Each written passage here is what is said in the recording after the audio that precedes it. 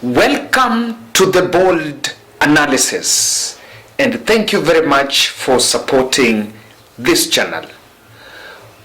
Embattled IBC chairman Wafula Chebukati has been avoiding media interviews especially after the controversial declaration of the presidential results.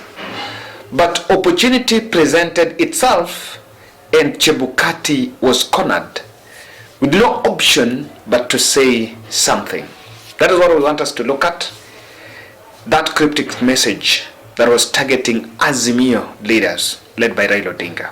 Kindly subscribe to our channel. If you are new, you're watching for the first time, click the notification bell that is just next to the subscription button. And also, when you click the notification bell, when we publish our videos, you'll be getting notifications. And of course, there is no video that you will miss. And for my team, today I want to say a special shout out to Team US. Yes, please know I received your coffee. Asanteni sana. Now, Wafula Chebukati was in Parliament buildings during William Ruto's maiden official opening of the 13th Parliament. Notably, Chebukati and Kome were ushered in the Parliament buildings and also visited the Speaker's chamber.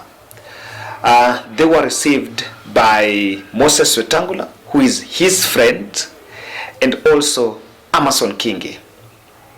The presence of Wafula Chebukati attracted reactions online, with Kenyans asking what was the necessity of both the chairman of the IBC and Martha Koome attending that event in the backdrop of criticism from the public that they bungled the Kenyan election. So after that session, after William Ruto's speech, the IBC chairman walked out of the Parliament buildings and was dodging parliamentary reporters and journalists, a battery of journalists that had converged in the vicinity, waiting for him to give them an exclusive interview, perhaps just on what had happened. And without, to the surprise of many, Wafula Chebukati managed to dodge those journalists. But he didn't know that, those were the parliamentary and the mainstream ones. But there were also some other online reporters that were waiting for him by the gate. Chebukati was under enhanced security. He sneaked out, but there is an online journalist known as Vincent Moya who caught up with him and spoke with him. And that is the video I wanted to listen to, because we are going to dissect more and try to do some follow-up analysis, a recap on that.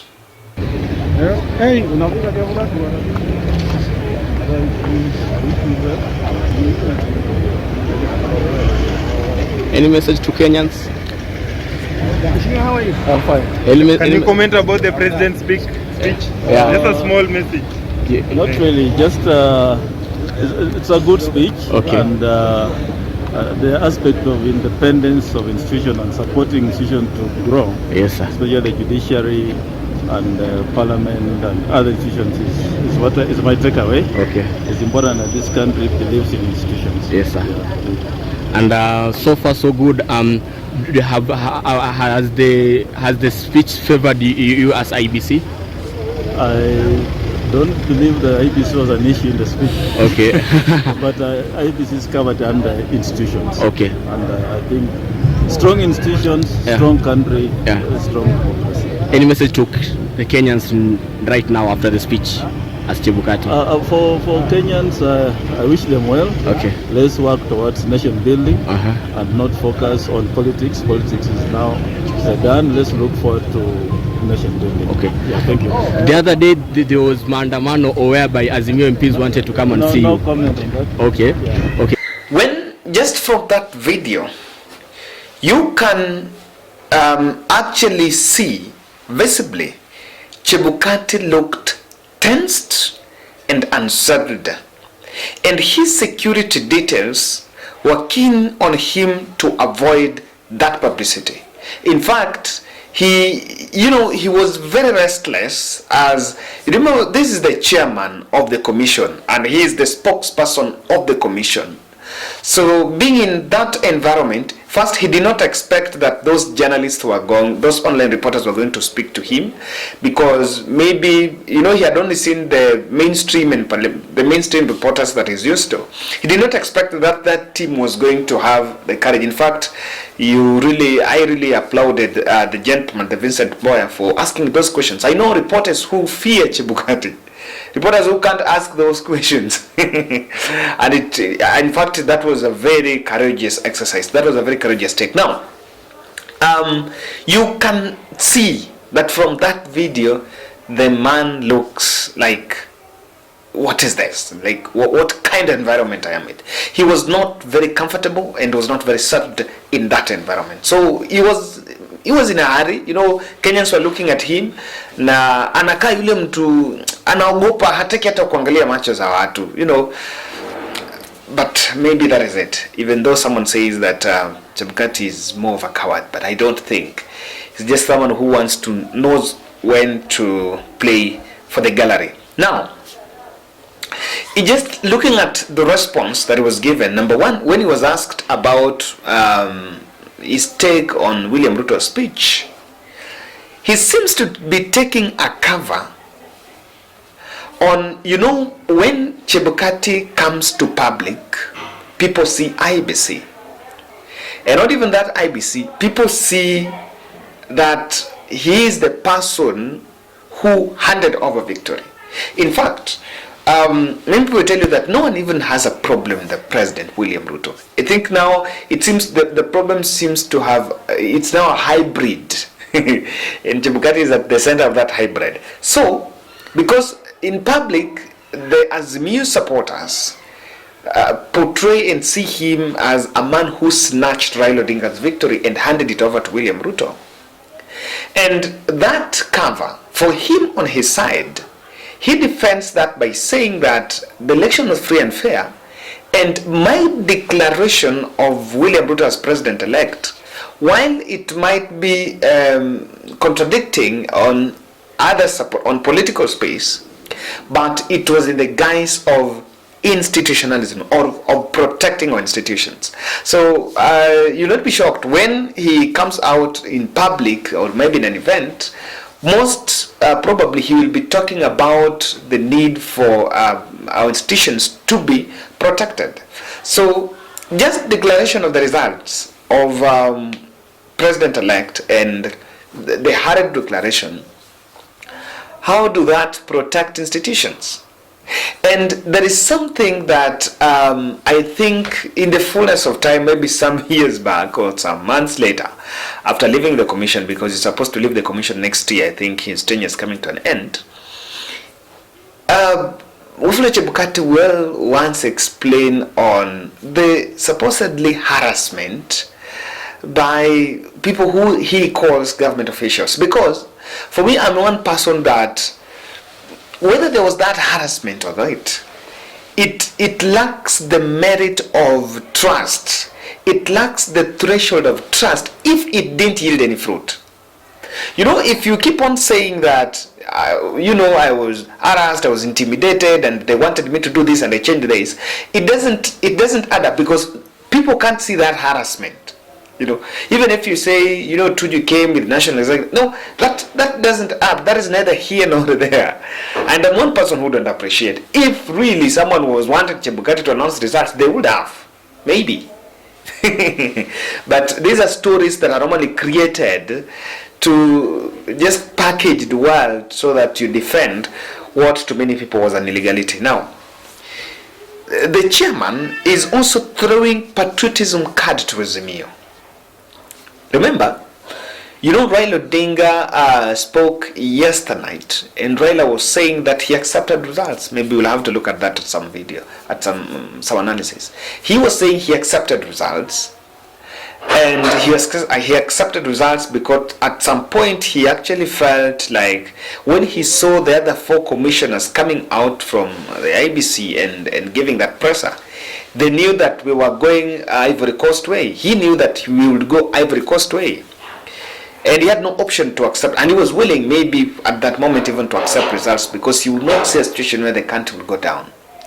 Now, that statement by Raila in Safari Park yesterday night was actually speaking to his patriotism and statesman stature. That I am a statesman, I put the interests of the country first. So what actually IBC is also saying is we should focus on nation building is throwing that patriotism that we should not now talk about the other things, we should use that. And he's just trying to leverage on Raila Odinga's narrative.